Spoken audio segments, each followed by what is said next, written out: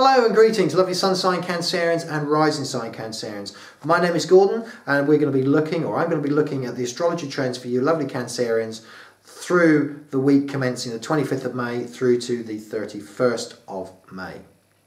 Now as we come through May, it's been a bit of a journey. It's been quite an eye-opener and could have been a very intense time for some.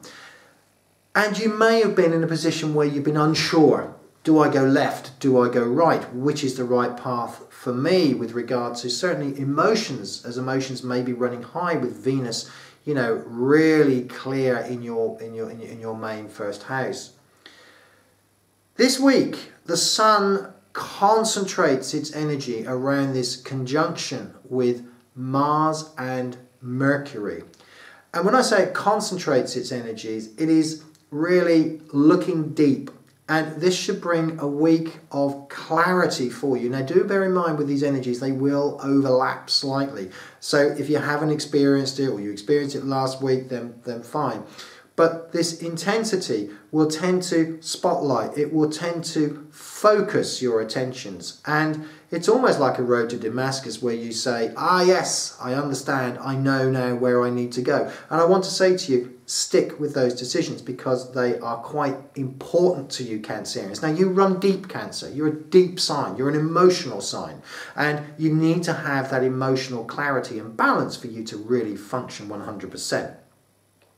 The other great thing, of course, that happens this week is we see Mars making a lovely aspect to the expansive, wonderful Jupiter. And this means splash out in joy. The help of friends is especially welcomed this week, where perhaps you've been feeling a little bit isolated before. The other aspect that we've got here is, of course, the Venus is being aspected by Saturn. Now that is quite nice because Saturn is very much a disciplinarian. And this makes the beneficial energy of Venus, which can be sometimes a little bit out of control. I mean, Venus is, you know, it rules pubs and clubs, it rules having fun, it sits very nicely where there is luxury. So sometimes we need the disciplined side, sometimes we need a bit of a colder side of Saturn. And when they meet on their own terms, and when they meet and can agree, then you know that you are in good company. And when these two come together, it makes for enthusiasm, power, and can also bring with it financial benefits as well. So as we come to a close on this week, and we find the moon, you know, the moon is still waxing, the moon is still growing, which is in your sign. This is a week to really take opportunities.